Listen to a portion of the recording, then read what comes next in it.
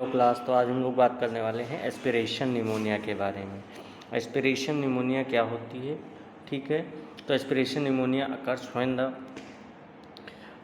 Foreign materials enter the lungs instead of the stomach. Mainly aspiration pneumonia में होता क्या है, ये निमोनिया तब काज होती है जब कोई फॉरेन पार्टिकल्स या फॉरेन मटेरियल्स क्या करें, हमारे ईसोफेगस जो हमारी फूड पाइप रहती है उसमें जाने के बजाय क्या हो, ट्रैकिया जो हमारी विंड पाइप होती है उसके अंदर एंटर करने लगे, ठीक है। वहाँ पे जिससे क्या होगा, वो आगे जाके लंग्स में जाने की कोशिश करेगी। अब मोस्टली होता कब है, जो स्वॉलोइंग के समय हम जब एपिग्लॉटिस हमारा जो कि ट्रैकिया को बंद करता है वो ओपन रह जाता है, उस कंडीशन में वहाँ पे फूड जो होगा वो सीधे स्टमक में जाने के बजाय, ईसोफेगस में जाने के बजाय कहाँ पे चला जाता है, हमारे ट्रैकिया में, ठीक है। लेकिन जो स्वॉलोइंग मैकेनिज्म होती है तब भी प्रॉपर अगर वर्क नहीं कर रही होगी, उस कंडीशन में जो फूड होगा, लिक्विड होगा या जो चीज़ें रहेंगी वो वहाँ पे लंग्स में पहुँच जाती हैं, ठीक है। तो इसी को क्या कहते हैं, एस्पिरेशन कहते हैं।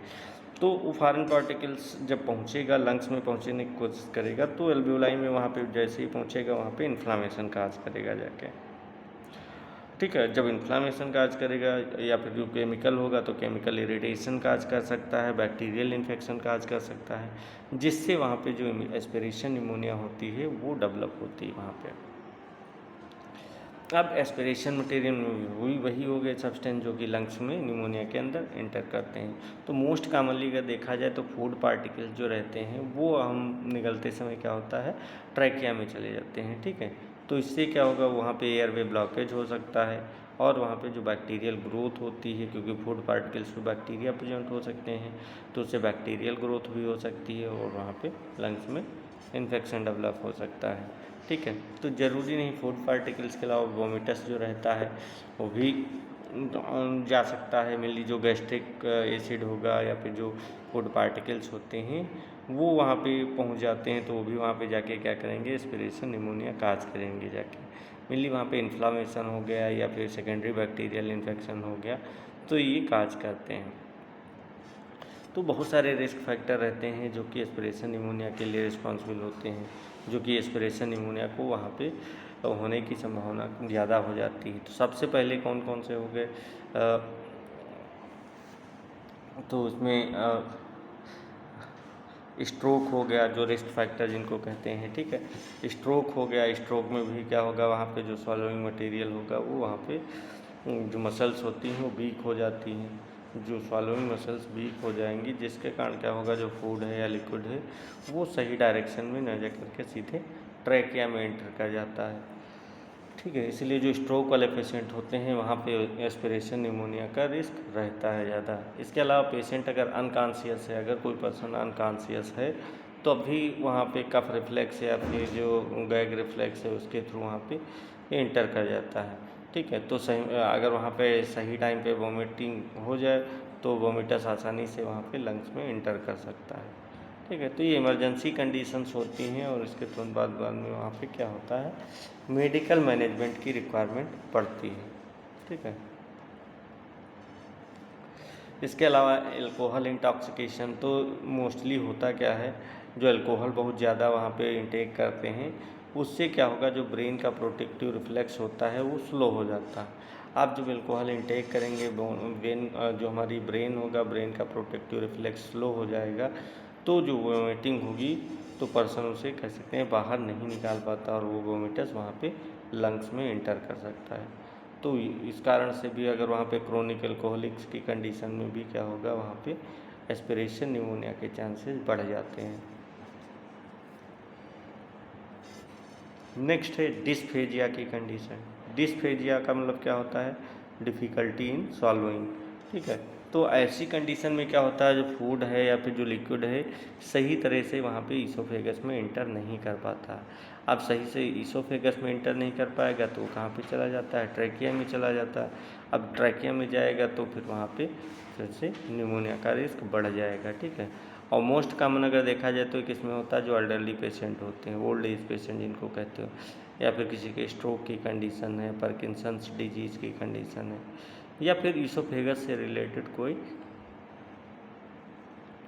डिसऑर्डर है, तो उस कंडीशन में क्या होगा, ये नॉर्मल होने के चांसेस इनका कह सकते हैं ज़्यादा रिस्क वहाँ पे रहता है। इसके अलावा न्यूरोलॉजिकल डिसऑर्डर, तो अगर किसी पर्सन को वही बताया कि मल्टीपल स्क्लेरोसिस की कंडीशन है या फिर मोटर न्यूरॉन डिजीज हो गई, पार्किंसंस डिजीज हो गई, स्ट्रोक हो गए, तो यहाँ भी क्या होगा, वहाँ पे जो स्वॉलोइंग रिफ्लेक्स होता है वो वहाँ पे इफ़ेक्ट होता है। स्वॉलोइंग रिफ्लेक्स हो गया, कफ रिफ्लेक्स हो गया, ये तो सारे क्या होंगे, इफ़ेक्ट होंगे। अब जब ये इफ़ेक्ट होंगे तो क्या होगा, वहाँ पे जो फूड होगा वो सलाइवा फूड हो गया या फिर सलाइवा हो गई, गैस्ट्रिक जूस हो गया, गैस्ट्रिक कंटेंट कह सकते हो, ये सारी चीज़ें वहाँ पे और रेस्पिरेटरी ट्रैक्ट में जा सकते हैं। ठीक है, कह सकते हैं इसके एस्पिरेशन की प्रोबेबिलिटी जो होगी वो बढ़ जाएगी। अब जब इसकी प्रोबेबिलिटी बढ़ जाएगी तो वहाँ पे एस्पिरेशन निमोनिया भी डेवलप होने के चांसेस भी बढ़ जाएंगे। तो मेनली अगर देखा जाए तो अगर वहाँ पे इम्प्रॉपर वहाँ पे स्वॉलोइंग की कंडीशन है या फिर वोमिटिंग की कंडीशन है, तो उस कंडीशन में क्या होगा, जो वोमिटस होगा या फिर जो सलाइवा हो गया, फूड हो गया, ठीक, वो कहाँ इंटर कर जाता है, ट्रैकिया में इंटर कर जाएगा। अब जब ट्रैकिया में इंटर करेगा तो वहाँ पे जो फॉरेन मटेरियल्स होगा वो ब्रोंकाई और एल्वियोलाई में पहुँच सकता है। ठीक है, जो बताया फूड हो गया, सलाइवा हो गया, ये सारी चीज़ें वहाँ पे एल्वियोलाई में पहुँच सकती हैं, ब्रोंकाई तक वहाँ पे पहुँच सकती हैं। जिससे क्या होगा, जब कोई फॉरेन पार्टिकल्स हमारी बॉडी के अंदर इंटर करेगा, लंग्स के अंदर जाने लगेगा, तो हमारा जो वहाँ पे क्या होगा, केमिकल इरिटेशन की कंडीशन डेवलप हो सकती है। ठीक है, फिर और वहाँ पे जो फॉरेन पार्टिकल जाएगा उसकी वजह से वहाँ पे बैक्टीरियल ग्रोथ भी हो सकती है। अब जब बैक्टीरियल ग्रोथ होगी तो वहाँ पे इन्फ्लामेशन काज होगा, फ्लूइड और जो एक्सुडेट होगा वो रिलीज होना स्टार्ट हो जाएगा, वो एल्वियोलाई में रिलीज होगा जाके। ठीक है, इसके अलावा कह सकते हैं वहाँ पे जो गैसेस एक्सचेंज होगा वो भी रिड्यूस हो जाएगा, क्योंकि वहाँ पे जो फ्लूइड का अकोमुलेशन हो जाएगा। अब जब फ्लूइड का अकोमुलेशन वहाँ पे हो गया है तो उसके कारण क्या होता है, वहाँ पे गैसेस एक्सचेंज प्रॉपर इम्प्रॉपर नहीं होगा। ठीक है, गैसेस एक्सचेंज नहीं होगा तो उस कंडीशन में वहाँ पे एस्फाइक्सिया की कंडीशन डेवलप होगी कह सकते हैं, और वहाँ पे कफ, फीवर, ब्रीदलेसनेस, डिफ़िकल्टी इन ब्रीदिंग कह सकते हो, ये सारी कंडीशंस वहाँ पे डेवलप होंगी और वहाँ पे एस्पिरेशन निमोनिया के चांसेस बढ़ जाएंगे। ठीक है, नेक्स्ट अब हम लोग बात करते हैं अकॉर्डिंग टू प्लेस ऑफ एक्यूशंस। तो ये मैंने बताई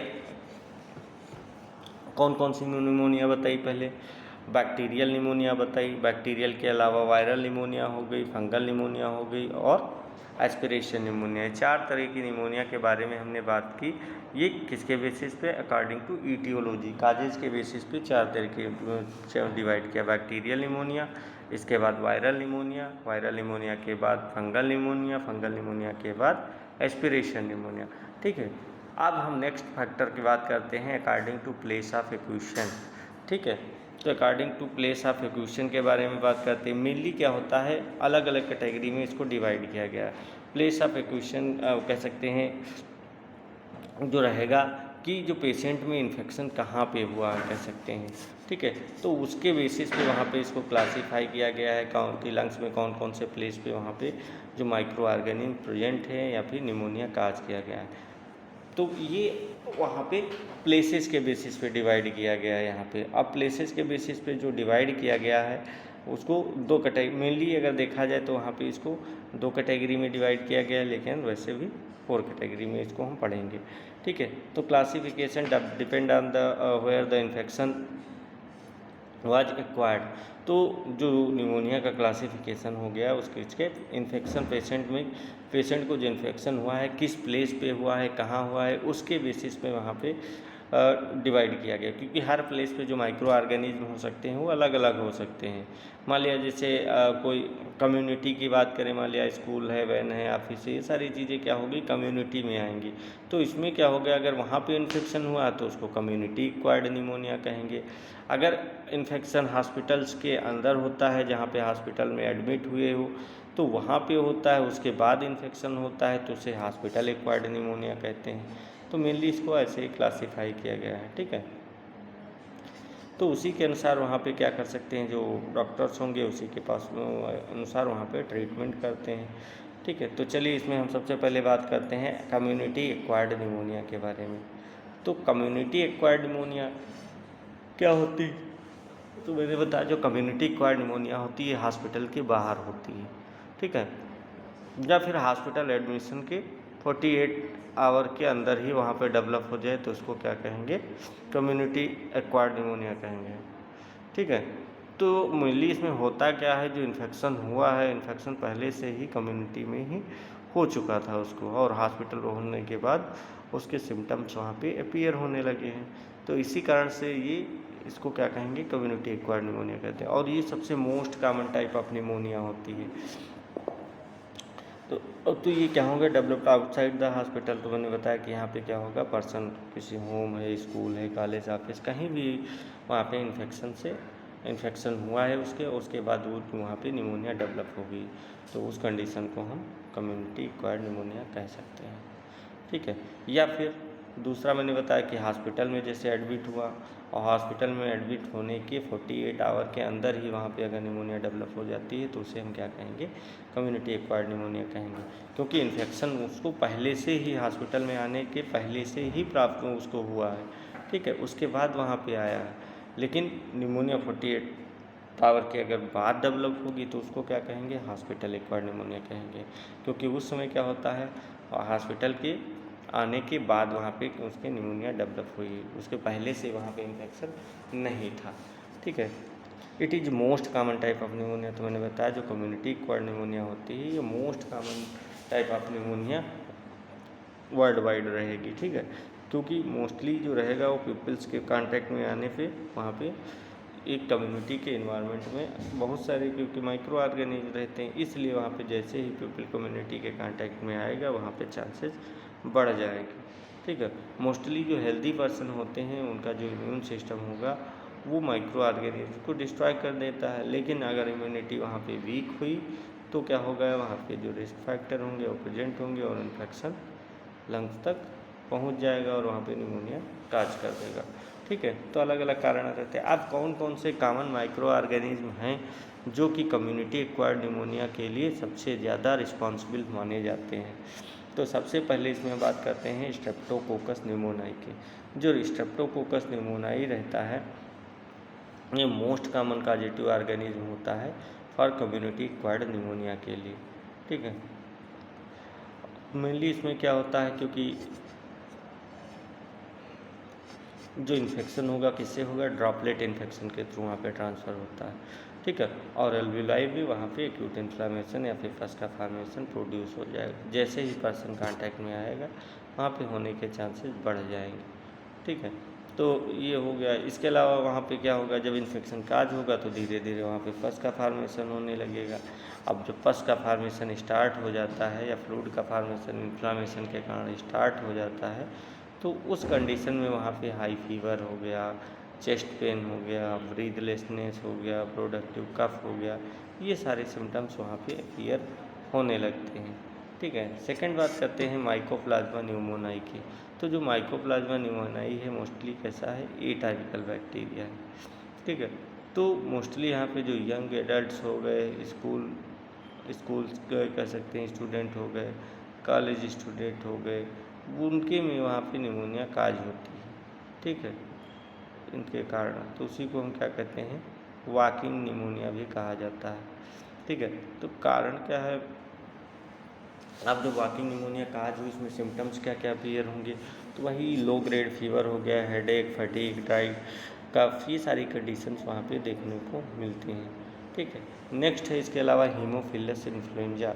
जो हीमोफिलस इन्फ्लुएंजा है मोस्टली अगर देखा जाए जो स्मोकर्स होते हैं, COPD पेशेंट होते हैं या फिर ओल्ड एज पेशेंट रहेंगे वहाँ पे कम्युनिटी एक्वायर्ड निमोनिया काज कर सकते हैं, ठीक है, क्योंकि यहाँ पे जो ब्रोंकाई एल्वियोलाई होंगी दोनों इन्फेक्शन में इफेक्ट होंगे और वहाँ पे जो प्रोडक्टिव कफ होगा, फीवर होगा या फिर ब्रीथलेसनेस की कंडीशन होगी वो डेवलप वहाँ पे हो सकती है, ठीक है। तो मेनली मैंने बताया इसमें क्या होता है, जो वहाँ ये कैसे है, इसमें जो निमोनिया काज होगी उसका मेनली कारण क्या रहता है, जो अब वहाँ पे कम्युनिटी के थ्रू वहाँ पे एक्सपोजर मिलता है, ठीक है। कम्युनिटी में वहाँ पे बैक्टीरिया प्रेजेंट है अगर कोई हेल्दी पर्सन वहाँ पे कांटेक्ट में आएगा तो उसको कह सकते हैं रेस्पिरेटरी पैथोजेंस को इनहेल कर लेगा और वहाँ पे माइक्रो ऑर्गेनिज्म जो होगा धीरे धीरे एल्वियोलाई में पहुँच जाएगा और वहाँ पे इन्फ्लामेशन काज कर देगा और वहाँ पे फ्लूइड का फॉर्मेशन होना स्टार्ट हो जाता है। ठीक है, और फिर जब फ्लूइड वहाँ पे हो जाएगा तो फ्लूइड धीरे धीरे अकोमुलेट होने लगेगा एल्वियोलाई में और वहाँ पे एल्वियोलाई फ्लूइड से फिल हो जाएंगे। ठीक है, अब जब फ्लूइड फिल हो गया एल्वियोलाई में तो वहाँ पे जो गैसेस एक्सचेंज होगा वो प्रॉपर नहीं हो पाएगा और गैसेस एक्सचेंज नहीं हो पाएगा तो उस कंडीशन में वहाँ पे फीवर का, चेस्ट पेन, ब्रीथलेसनेस, ये सारी कंडीशंस वहाँ पे डेवलप हो जाएगी। ठीक है, तो ये कम्युनिटी एक्वायर्ड निमोनिया को आ सकते हैं।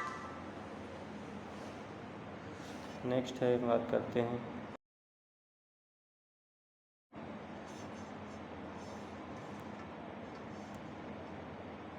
चलिए ठीक है, नेक्स्ट हम लोग बात करते हैं हॉस्पिटल एक्वायर्ड निमोनिया के बारे में। अब जो हॉस्पिटल एक्वायर्ड निमोनिया होती है वो मैंने बताया कि जो हॉस्पिटल एक्वायर्ड निमोनिया होगी इसमें पेशेंट जब एडमिट होगा वहाँ पे हॉस्पिटल में, उसके एडमिट होने के 48 आवर के बाद वहाँ पे होने के चांसेस बढ़ जाते हैं। ठीक है, अगर वहाँ पे 48 आवर होने के बाद अगर वहाँ पे निमोनिया डेवलप होगी तो उसको क्या कहेंगे, उसको हॉस्पिटल एक्वायर्ड निमोनिया कहेंगे। मतलब वहाँ पे जो इन्फेक्शन था पहले से नहीं प्रेजेंट था पेशेंट के, वो हुआ कब, इन्फेक्शन कब हुआ, जब हॉस्पिटल में वो एडमिट हुआ है। हॉस्पिटल में एडमिट होने के 48 आवर के बाद वहाँ पे हुआ है, मतलब हॉस्पिटल से ही, हॉस्पिटल में के इन्वायरमेंट से ही वहाँ पे उसको इन्फेक्शन काज हुआ है। ठीक है, तो उसी को क्या कहेंगे हम, हॉस्पिटल एक्वायर्ड निमोनिया कहेंगे। ठीक है, तो मोस्टली क्या होता है जब माइक्रो ऑर्गेनिज्म वहाँ हॉस्पिटल में प्रेजेंट है उसके कारण अगर वहाँ पे निमोनिया काज होती है तो वहाँ पे जो सिम्टम्स अपीयर होंगे 48 आवर के बाद ही अपीयर होंगे।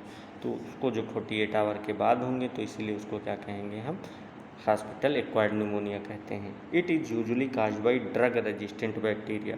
जो हॉस्पिटल एक्वायर्ड निमोनिया है उसका सबसे मेन कारण क्या रहता है, ड्रग रेजिस्टेंट बैक्टीरिया होता है। ठीक है, क्योंकि हॉस्पिटल इन्वायरमेंट में क्या होता है, बहुत सारे बैक्टीरिया वहाँ पे बार बार एंटीबायोटिक्स के कांटेक्ट में आने से वहाँ पे रेजिस्टेंट हो जाते हैं।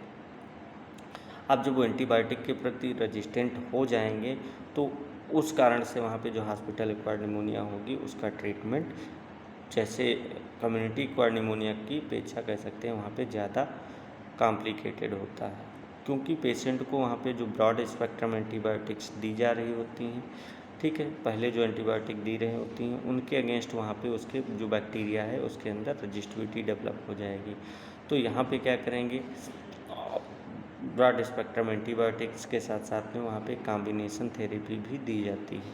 ठीक है, अगर वहाँ पे सही समय पे ट्रीटमेंट नहीं मिलेगा तो वहाँ पे respiratory failure, multi organ failure या फिर सेप्सिस जैसी कॉम्प्लिकेशंस डेवलप हो सकती हैं। ठीक है, तो ये कॉम्प्लिकेशन अगर देखा जाए तो हॉस्पिटल एक्वायर्ड निमोनिया जो रहेगी वो ज़्यादा सीवियर रहती है और कम्युनिटी एक्वायर्ड निमोनिया की अपेक्षा। ठीक है, क्योंकि जो हॉस्पिटल एक्वायर्ड निमोनिया होती है वहाँ पे जो बैक्टीरिया प्रेजेंट रहते हैं वो कैसे रहते हैं, ड्रग रेजिस्टेंट बैक्टीरिया रहते हैं, इस कारण से वहाँ पे चांसेस ज़्यादा बढ़ जाते हैं। अब कौन कौन से जो माइक्रो ऑर्गेनिज्म हैं जो रिस्पॉन्सिबल होते हैं हॉस्पिटल एक्वायर्ड निमोनिया के लिए, तो सबसे पहले है स्यूडोमोनास आर्गुनेसा। तो जो स्यूडोमोनास आर्गुनेसा रहता है वो एक ग्राम नेगेटिव बैक्टीरिया होगा और हॉस्पिटल एक्वायर्ड निमोनिया का मेनली काजेटिव ऑर्गेनिज्म रहेगा। मेन काज इसका यही मेन काजेज का करता है, कह सकते हैं मेन ऑर्गेनिज्म रहता है हॉस्पिटल एक्वायर्ड निमोनिया के लिए। तो मोस्टली जो ये बैक्टीरिया रहेगा ये आईसीयू पेशेंट हो गए, वेंटिलेटर पेशेंट हो गए या फिर जो इम्यून कम्प्रोमाइज्ड पेशेंट होते हैं उनके वहाँ पे निमोनिया काज करने के लिए रिस्पॉन्सिबल होता है। ठीक है, ये क्या होता है, जो ये बैक्टीरिया होता है ये एंटीबायोटिक के प्रति रेजिस्टेंट हो सकता है, इसीलिए इसका जो ट्रीटमेंट होगा वो बहुत ज़्यादा ही कॉम्प्लिकेटेड रहेगा। और जो लंग टिश्यूज होते हैं उनको भी वहाँ पे सीवियर डैमेज कर सकता है, जिससे वहाँ पे रेस्पिरेटरी फेलियर की कंडीशन डेवलप हो सकती है। नेक्स्ट है क्लेप्सिला न्यूमोनाई। क्लेप्सिला न्यूमोनाई ये भी एक हॉस्पिटल एक्वायर्ड निमोनिया काज करता है। मोस्टली जो डायबिटिक पेशेंट होंगे, ओल्ड एज पेशेंट होंगे या फिर आईसीयू पेशेंट होते हैं, तो वहाँ पे ये ज़्यादा काज करने के लिए रिस्पॉन्सिबल होता है। ये क्या करेगा, वहाँ पे लंग्स में नेक्रोसिस या सीवियर निमोनिया प्रोड्यूस कर सकता है, ठीक है, थिक स्पूटम का फॉर्मेशन करेगा। और इसके कुछ स्ट्रेन्स क्या रहते हैं, मल्टी ड्रग रेजिस्टेंट भी होते हैं, जिससे वहाँ पे जो ट्रीटमेंट होगा और ज़्यादा वहाँ पे कह सकते हैं कॉम्प्लिकेटेड होगा, ठीक है। नेक्स्ट है स्टेफिलोकोकस आयोरस। तो जिसको हम एमआरएसए कहते हैं, मेनली क्या रहता है, एमआरएसए एक मल्टी कह सकते हैं मिथाइसिलिन रेजिस्टेंट स्टेफिलोकोकस आयोरस इसको कहते हैं, ठीक है। तो ये स्टेफिलोकोकस का एक ऐसा स्ट्रेन होता है जो कि मिथाइसिलिन रेजिस्टेंट रहता है, ठीक है। और जो बहुत सारी जो बीटा लैक्टम एंटीबायोटिक्स होती हैं उनके अगेंस्ट भी ये रजिस्टिविटी शो करता है। तो ये हॉस्पिटल एक्वायर्ड निमोनिया काज करता है। तो मोस्टली वही जो वहाँ पे पोस्ट सर्जिकल पेशेंट रहेंगे या patient with prolonged hospital stay, बहुत दिन तक वहाँ पे हॉस्पिटल में स्टे करते हैं, उनकी वहाँ पे काज करने के लिए ये रिस्पॉन्सिबल होता है। और यहाँ भी सीवियर लंग्स इन्फेक्शन हो सकता है, हाई मॉर्टेलिटी रेट रहती है, एब्सेस का फॉर्मेशन कर सकता है। तो ये सारी कंडीशंस वहाँ पे क्रिएट कर सकता है, ठीक है। तो वहाँ पे जैसे ही वहाँ पे इन्फ्लेमेशन होगा, पस का फॉर्मेशन होगा, गैसेस एक्सचेंज रिड्यूस होगा, हाइपोक्सिया डेवलप हो सकती है, ठीक है। नेक्स्ट हम लोग बात करते हैं वेंटिलेटर एक्वायर्ड निमोनिया के बारे में। अब वेंटिलेटर एक्वायर्ड निमोनिया क्या होती है, ventilator associated pneumonia develop 48 to 72 hour after endotracheal intubation and mechanical ventilation. तो होता क्या है, जो वेंटिलेटर एक्वायर्ड निमोनिया है मोस्टली जो कह सकते हैं एक हॉस्पिटल एक्वायर्ड निमोनिया का ही टाइप मान सकते हैं, क्योंकि इसमें क्या रहेगा, वहाँ पे पेशेंट के अंदर जब निमोनिया डेवलप होगी, वो मेनली उसका कारण क्या होता है, जो वेंटिलेटर रहता है, ठीक है। जब वेंटिलेटर जो पेशेंट होगा, पेशेंट के अंदर वहाँ पे एंडोट्रैकियल इंट्यूबेशन करेंगे, तो उसके बाद 48 to 72 आवर या उससे ज़्यादा टाइम में क्या होगा, वहाँ पे मैकेनिकल वेंटिलेशन दिया जाता है, ठीक है।